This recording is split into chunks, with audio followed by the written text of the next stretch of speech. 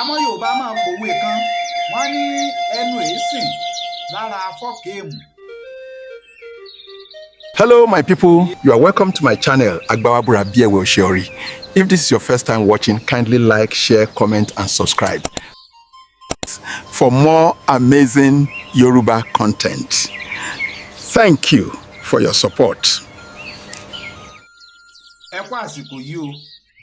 Ẹ̀yin tèmi nílé, ẹ̀yin tèmi lóko, ẹ̀yin tèmi lájò, ọmọ Yorùbá àtàtà nílé lóko lódò lẹ́yìn odi, ẹ bá ń súnmọ́ bí. Àmọ́ Yorùbá máa ń pòwe kan, wọ́n ní ẹnu èésìn lára fọ́ọ̀kèèmù. Kò yé yín? Ẹnu òǹsìn lára fọ́ọ̀kèèmù. Ìkéèmù ni ẹ worú àpẹẹrẹ ẹ̀ báyìí nísìnyí. Ṣé ẹ rí i pé àwo olóyìnbó lélẹ̀ kọ́ọ̀bù ni? Irú àwọn kéèmù báyìí tó wá jẹ́ oníke láyé ìjọ̀hún àbígbá ní làwọn bàbá wa máa lò. Ẹ wo àmù yìí, ṣé ẹ ti rí i? Àmù làwọn bàbá wa máa gbé, wọ́n wàá fi ìkéèmù kan sórí rẹ̀. Bí wọ́n bá ti fi ìkéèmù kan sórí rẹ̀, èyí ni pé gbogbo èèyàn tí ó bá mumi nínú léhùn ìkéèmù tí wọ́n fi sórí rẹ̀ ní ọ̀gbọ̀n kọ́kọ́ máa fi tì bọ inú àmù tí ó máa fi bomi sínú ibi tó ti fẹ́ mumi.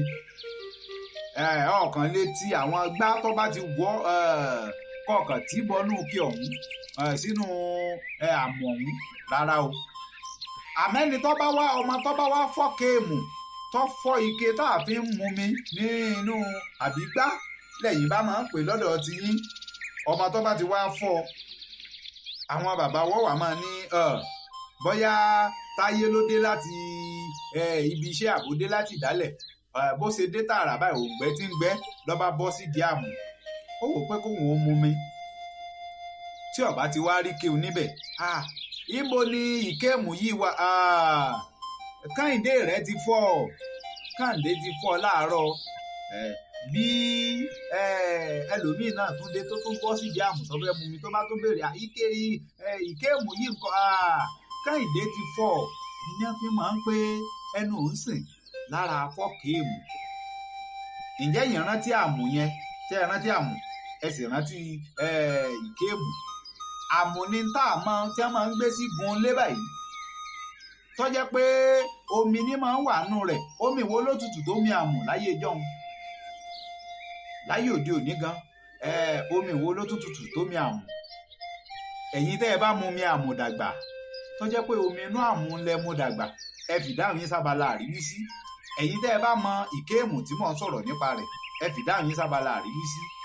Ẹjájọ dọpọlọpọ àwọn nǹkan míì tẹ́yìn bá tó fẹ́ kémi tó bá yín rán kí n tó rán yín létí kí n mú wá sétí ìtójú ìwòran yín, ẹ kọ́ sábàlá àríwísí. Kò ní bàjẹ́ o lágbára àṣẹ Èdùmàrè. Èmi ti yín tòótọ́ Káyọ̀dé ọmọ Àjàó ni mí, ọmọ Ògbómọ̀ṣọ́ ajílétí àyàkókò nàkí ajímọ̀tábà lóògùn gbòó mi kò bu ọmọ àfògbó làjà. Àìsàn ni mí jagúnjọ bí ọmọ alákàtà kú ẹrẹ sọ̀húnkè tán ògbórí ẹlẹ́mọ̀sọ́bọ̀ ogun ọmọ ajílétí wájú òkèlè ni. Ẹ rí i dájú pé ẹ tẹ̀lé wa, ẹ lọ rèé fọ́lò gbogbo àwọn ojú òpó wa bóyá lórí Àròyé TV lórí YouTube àbí Àgbàwábúra ló dúró fún ètò Yorùbá pọ́nbélé.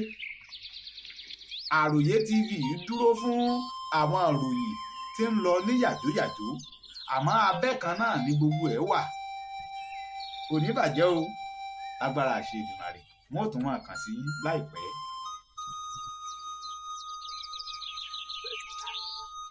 Ìbà ẹ̀yin àgbà tẹ́ dàgbà nínú àgbà tẹ́ tágbà dà, ọ̀rọ̀ ẹ̀yin àgbà lẹ́ni bá fẹ́ dàgbà. Kábọ̀ ọ̀wọ̀ fàgbà tó rẹ́ni lásọ bí àgbà kò lè lákìsà bí àgbà, àmọ́ èmi ò ní gbà. Fàgbàlagbà òní láńgbáláńgbá tó fẹ́ gbá ní láyà níta gbangba. Àgbàwábúra wò léwé ò ṣe é rí.